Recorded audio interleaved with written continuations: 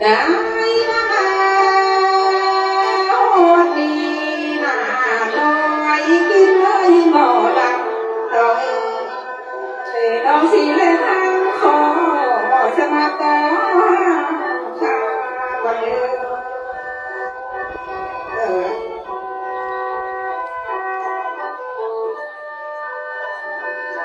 สายเอ้ยนางสิเล่นทางป่าลายเอ้ยมือลาเอียน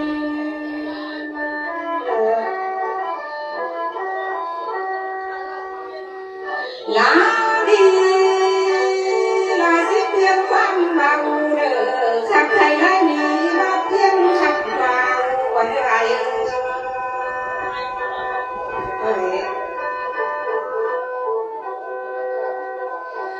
สายเอ้ยน้องได้หับจดหมายน้อยมาเสื้อเลี้ยงมือนางไร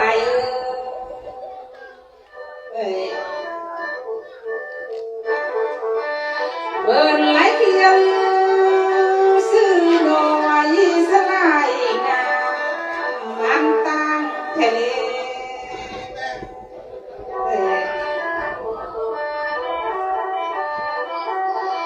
ลาดี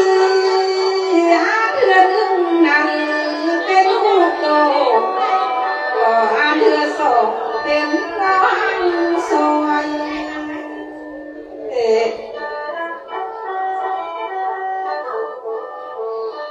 คำเมื่อยลาเดือนละเล็กละน้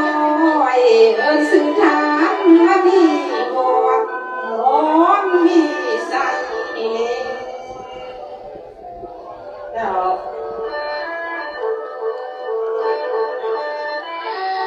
ไหล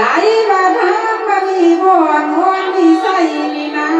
เพิ่นอยู่บ้านสิสั่งบ่อนนี่แหละ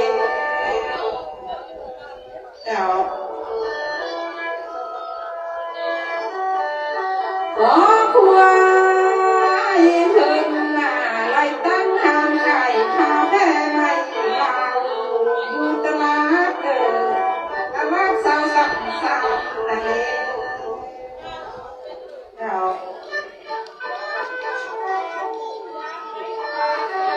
มือดี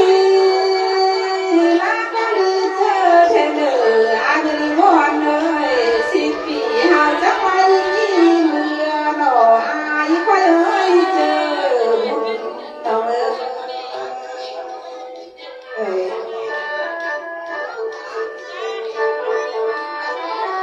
อายมีบ่เลยไรมาสิเพื่อนั่นน่ะอายและน้องจังไม่มี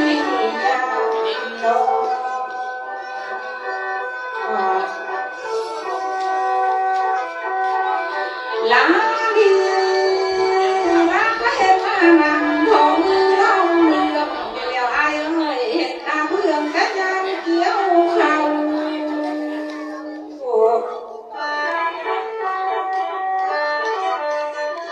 ไล่มาลงแล้วหนออายและน้องจังคือว่าเพื่อนปีนา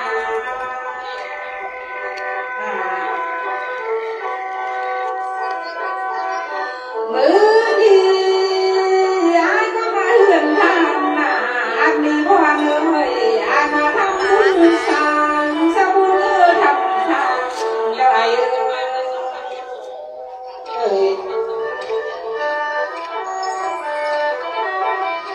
อายมาทำบุญแล้วพระทำทานเข้ามาตื่น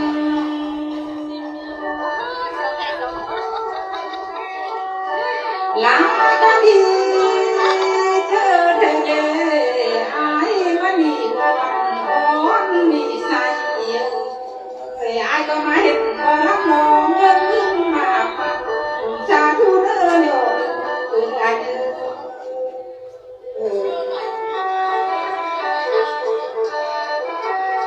ไล่มามือนี่น่ะอายก็มาเห็นน้องน่ะเอิ้นบ่เสียงเอ้ยไล่เข้ามาป้อนเต่าเล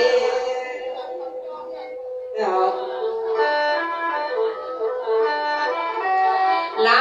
ดี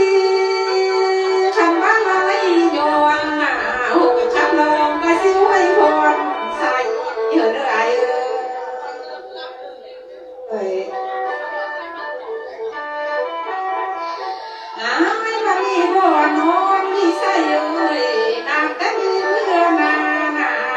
เอ้ยอันมาทางมือนี่มาทางเงินทางคำอายจังอยู่เท่าโอ้อายมาทางมือนี่นาทางเข้าทางลำขอบคุณเลยอายอยู่มันยืนยาวได้เด้อ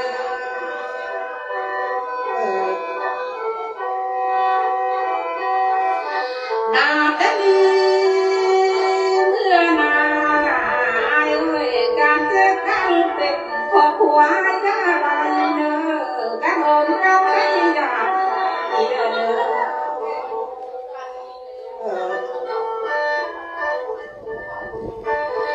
อายวันนี้บ่นอนมีใส่เอ้ยนาแต่มีเมื่อนา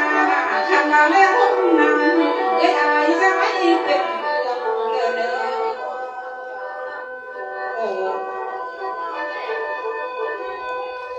เหลือท้องเมือง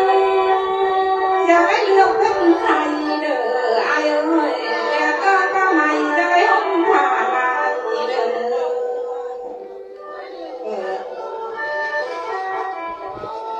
อันบ่แม่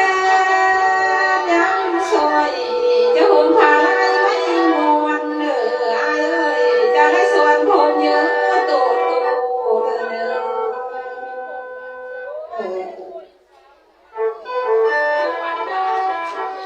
ขันบ้าเบาท้องเพียงหน้าเพียงสักตนจะไม่จำเข้มข้างเจ้าเนื้อ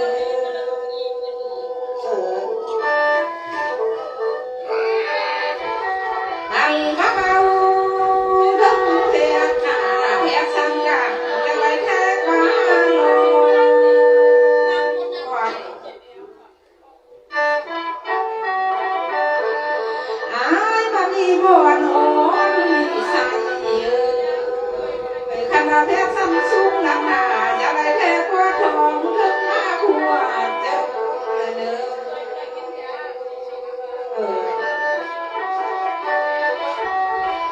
ไหลบังเอิญและอาจจะเออจุลีมีแห่งเนื้อ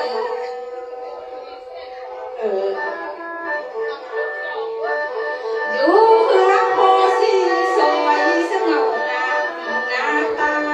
กลายมาเครื่องวันน้อยจังสุดอายค่อยเอ้ยเจอเราเอ้ยอีกันนึงนั่งหน้าอายมาดีมอนอ่อนมีใส่ครอบครัวอายทำธุรกิจเลยจังเธอไล่เงินลายได้เด้อเออไหลไปเลยแม่อายหน้าเฮ็ดทางไข่พาไม่ลาวจูตาสาวสำส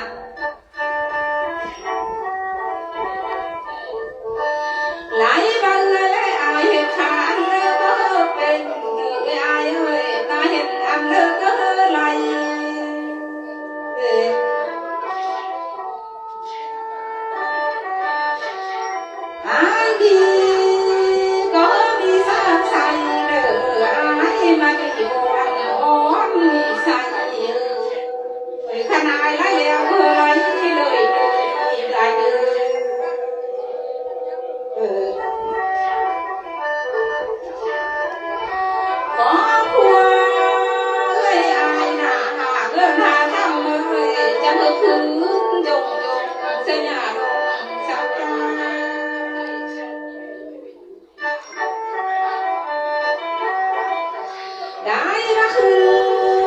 สาสาญาชาญาเด้อเด้อ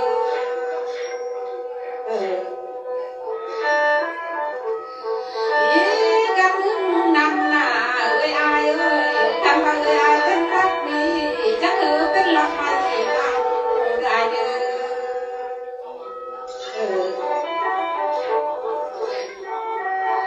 อายบาลีบ่นอนกี่ใส่เอ้ยข้างในเป็นเศร้า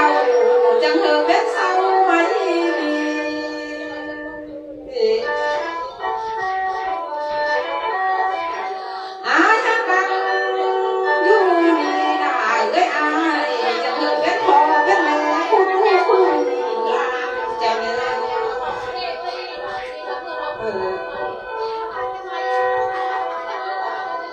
จ้าอยู่เท่าเพื่อนแม่เด้ออายเอ้ยอายอยู่แก่เรื่องคนเด้อ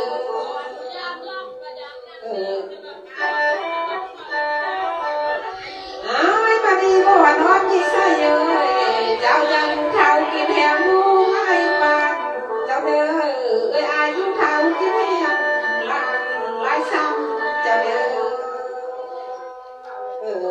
เราจะทำใจนะ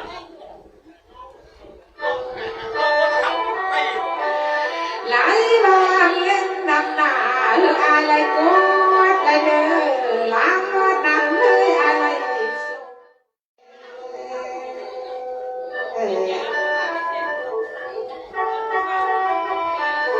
นาตานีเมื่อนาบางคดีเมื่อสู้เขานาอายมันมีอ่อนมีใส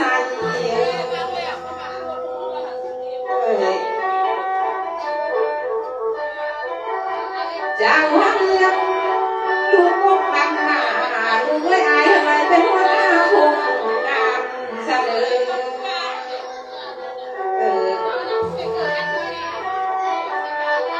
ไล่มาเลี้ยงลูกกาลานกาอะไรเป็นหัวหน้าการค้า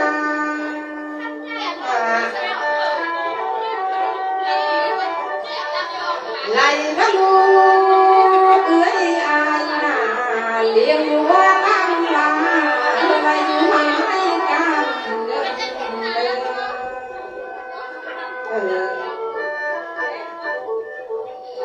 เจ้าเห็นอันเลิกเป็นตาเห็นอันเลิกไหลเด้ออายไปเจอเด้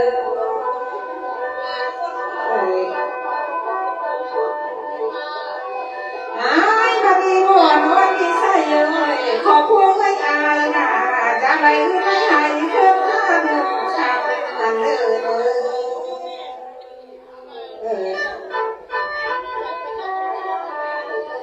จ้าคือตรงยงเนื้ออย่าลงสักจาไหลมาขึ้นซาซาจะข้าหน้าเด้ออายไปเจอที่เรา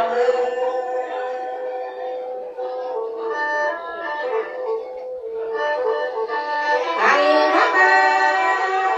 วัดดีนาความพ่อน้องพระแม่บ่ลายเสียเด้เราปลีใหญ่หงข้างน้ำบ่กวาง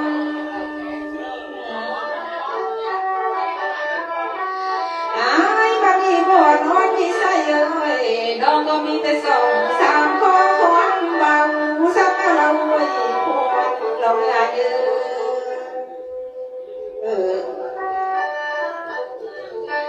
ขันมาตาวัดดีนาก่อนพวกนี้สิโจก่อนใบก่อนลาสิตาดอนเสยเบาหมอลำก่อนไง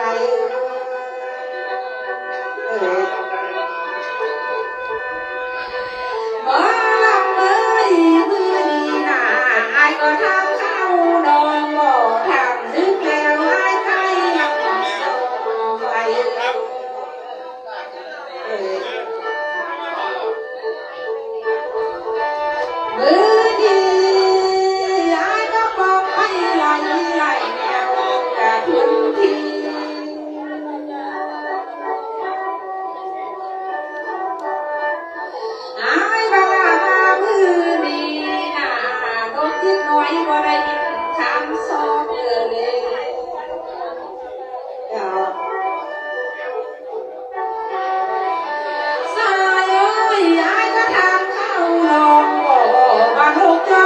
ก็เลยบินข้ามทางเลยบอก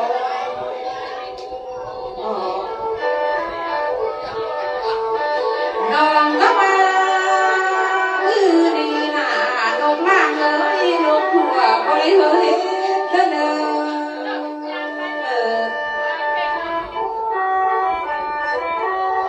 อันว่าขอเคสดีเพื่อนมาบอกอายได้ดำต้องอายละอาย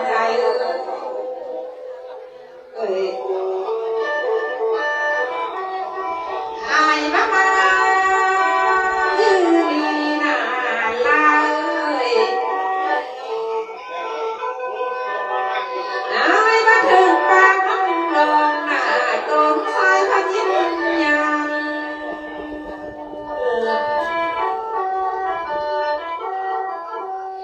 สายอายมาคือดีน่า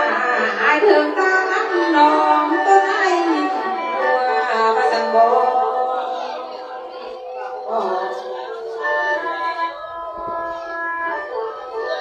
มือดีอายน้ำหัวของดองอยู่ใจส่วนหลังเลยไว้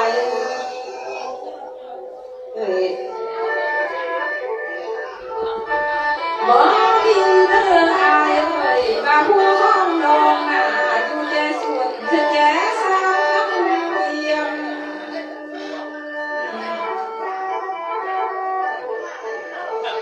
ไหลว่าเยี่ยมลาจะเอาหันไปสิเพื่อนเงินนะว่าจะบอกอีลาเพื่อใส่หัว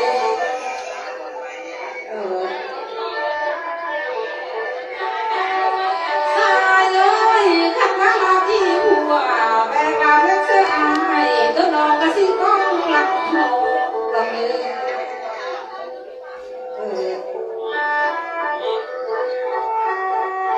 มือดีล้างหัวหน้าแบกว่าพองเสือสายต้นน้ำสิกองน้ำทาง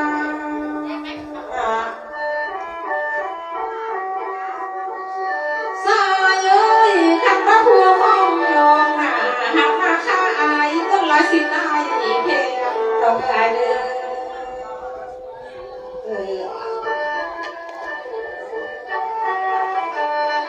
แต่ละมา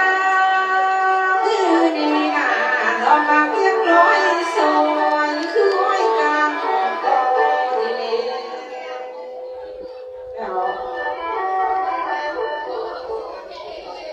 ลาดีบอกที่ตอนนี้ตาสืบปนไปมาทำและเนื้อน้อยกินตาเรา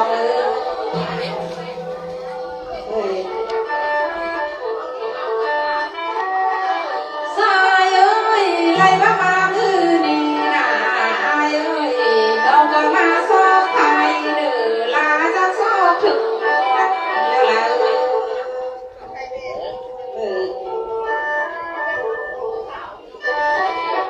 ลาเนื้อทางมือนี่น่ะนางมาส่งมวนเนื้อจนนางจะซอกแต่หอม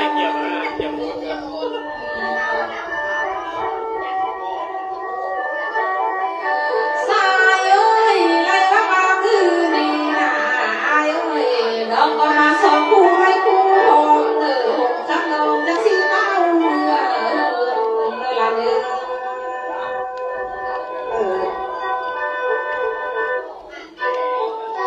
เป็นเดียวเลยไอ้แสงทองเจ้าสังขารชื่อวันตามีใส่นี่นะบางพ่อห่างพ่อไม่ยังบ่น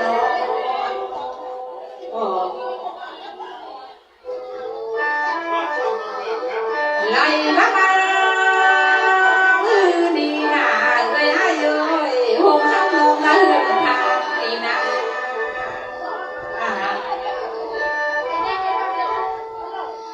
ลาดี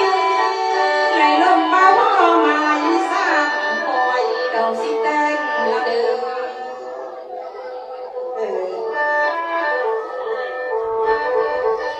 บ่หลับเลยมาเดินทางคืนนี้นะขันเลยลมเบาพ่อหา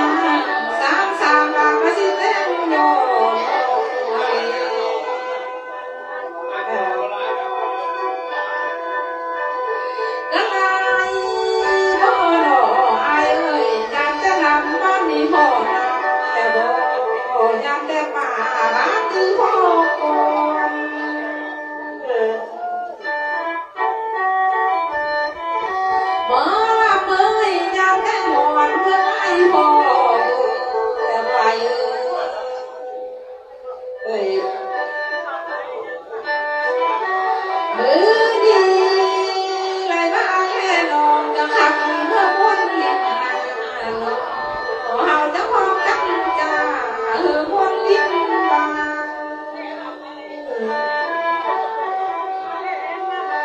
ไล่บ้า